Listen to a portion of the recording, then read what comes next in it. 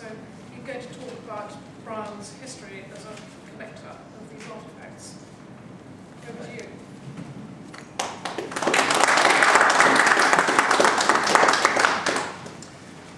What I really wanted to look at this afternoon is the story of Brian as I remember him, and his connection with the city of Newcastle.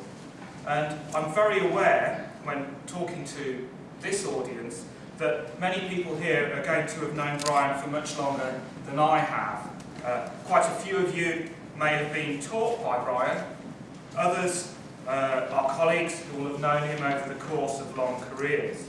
I can't claim that for myself. I actually first met Brian in 1990 while studying for my MLit here at Newcastle University. Not surprisingly, I met Brian in the university library. Brian spotted that I was looking at some Greek archaeology books. I think it was something on the painted stoa, as I recall. He came over, introduced himself, and promptly recommended another 5 or 6 books that I ought to be looking at. That first meeting was typical of Brian. He was always interested in what other people were doing, particularly if it had a connection to Greek archaeology. He was always keen to offer advice and support. And I feel very privileged to have known Brian for the last 20 years or so of his life. For much of that time, I've worked with his collection and have benefited from Brian's knowledge and expertise. And that's why I want to offer a personal recollection of Brian, as well as an assessment of his impact on Newcastle. And here he is. Brian Shefton was an indefatigable traveller. He was truly an international scholar with impacts, with contacts and colleagues throughout the world.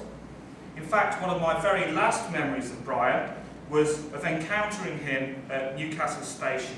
He was about to catch a train to Edinburgh, from where he was due to fly to Cologne. I, rather more prosaically, was catching a train to Middlesbrough. After spending some time in Cologne, Brian was going to catch a train from Cologne to Basel and attend a conference there. This was in October 2011, and this was only 3 months before Brian died. Brian was 92 at the time, and he just really did keep going as an active scholar, travelling, wanting to talk to people, being enthusiastic about his own subject. And I think it's very easy to think of Brian like this, working in European museums. He had a fellowship at the Getty Museum. He had an honorary doctorate from Cologne. He went on fundraising trips on behalf of Newcastle University to Athens. He was constantly travelling. But I want to focus actually on Brian's impact on his adopted hometown of Newcastle. And I believe, despite Brian's extensive overseas trips, he did regard Newcastle as very much his home.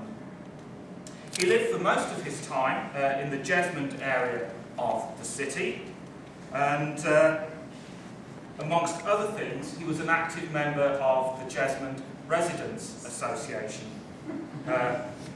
His family home was in Jesmond, and his daughter Penny went to school at West Jesmond Primary School, and that's the school that produced the artwork you can see in Hall 1. So that was an appropriate way of remembering Brian and his connection to the city.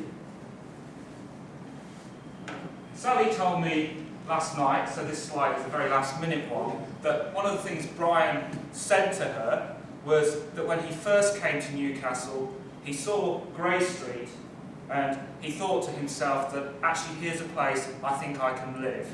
Grey Street was a fantastic classical street, and much of the centre of Newcastle has this wonderful classical architecture, and the impact of the classical heritage is very strong on the urban environment here.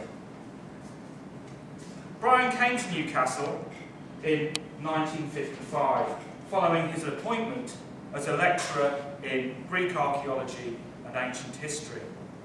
He remained here for the rest of his career, becoming a Professor of Greek art and archaeology in 1979, and he eventually retired in 1984. Although I don't think retirement is perhaps the right word for someone who continued to carry out research and publish extensively on Greek and Etruscan archaeology. As we're all aware, one of Brian's most significant achievements was the establishment of a collection of Greek and Etruscan archaeological material to support teaching and research.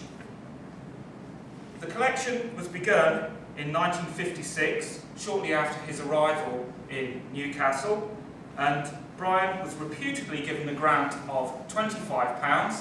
There's a slight debate about this figure. I've sometimes heard £20.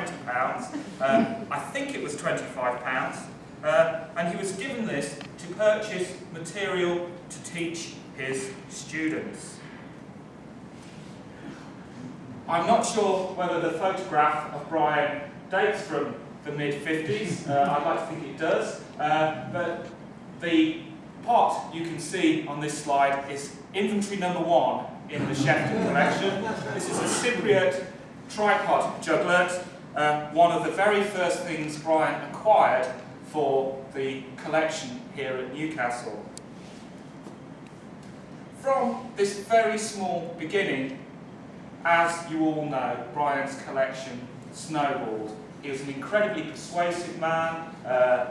He had lots of really useful contacts, and over the years he acquired material for the university until by the time he retired, the collection was nearly up to 1,000 objects, which is a testimony to his energy and enthusiasm.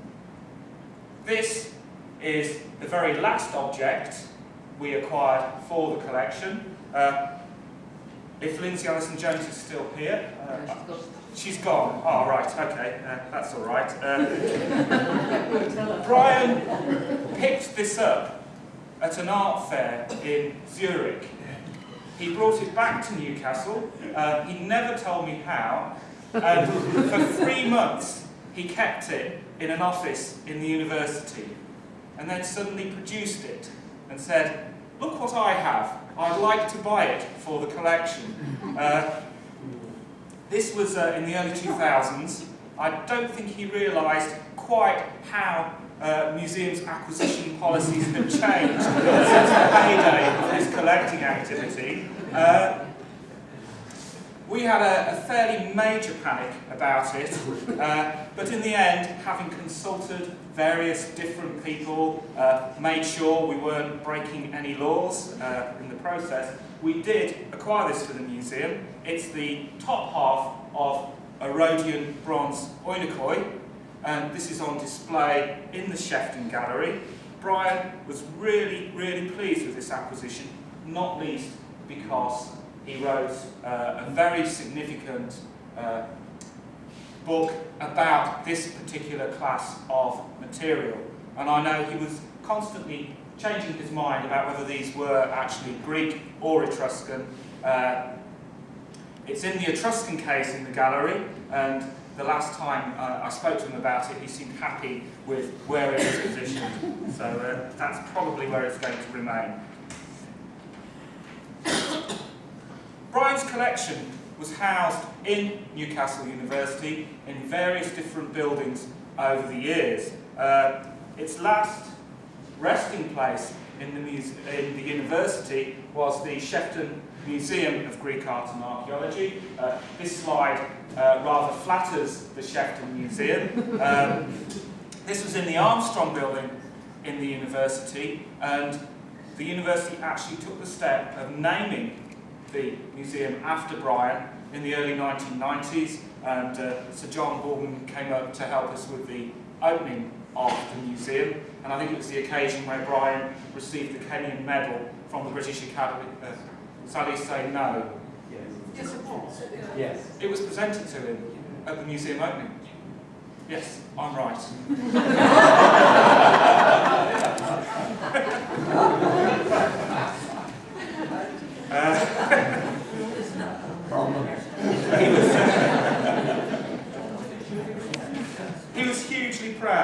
that we'd named the museum after him. Eventually, though, the university decided that it needed to do something with all the archaeological collections within its care, including the Society of Antiquaries archaeological collections that were housed in the Museum of Antiquities, which is how the Great North Museum project came about. And Brian's collection, along with the rest of the archaeology in the university, was moved across to the Great North Museum, where it is displayed in the Shefton Gallery of Greek and Etruscan archaeology. Here's the gallery. Here's Brian in the gallery. You will notice he's actually wearing a Great North Museum badge. He had some misgivings about his collection moving away from the university environment into the Great North Museum. I like to think that we managed to put most of those misgivings to rest, and that he felt happy with where his collection has ended up. And I certainly think, in terms of its profile, the collection has had way more visitors than it ever did within the university. A lot more people are able to see and appreciate the wonderful objects that Brian has collected. The gallery, and Sally told me I couldn't use this slide. I went ahead anyway. She's already used it, so apologies, Sally. We actually named the gallery the Shefton Gallery on Brian's 90th birthday, when we held an event to celebrate his birthday. And here he is, unveiling the sign for the gallery.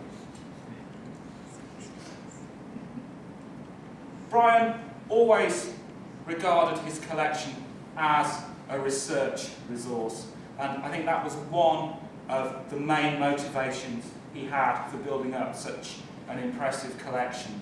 And the collection, over the years, various bits of it have been published in one way or another. I just wanted to highlight a couple of things.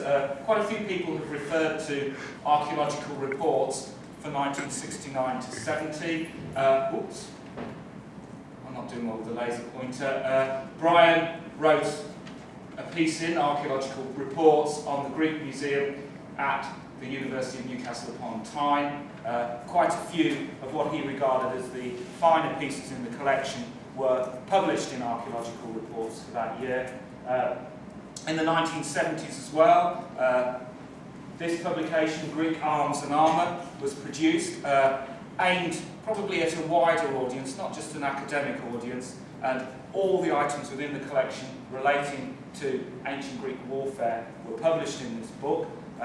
Unfortunately, it's out of print now, but it proved incredibly popular. The museum has also been used for more serious scholarly publications. Just a couple of examples here. Joan Connolly's Portrait of a Priestess, Women and Ritual in Ancient Greece, quite a recent book, and also Worshipping Women, Ritual and Reality in Classical Athens is the catalogue of a major conference organised by the Onassis Foundation. That exhibition was in New York, but also moved on to the National Archaeology Museum in Athens. And this particular object, a appliqué by the Pan painter, was lent to that exhibition, and this is the object that's also in Joan Connolly's book, showing a young girl carrying a sacrificial basket, a carnoon on her head. Brian always thought the older woman following behind was there to catch the basket in case the young woman stumbles.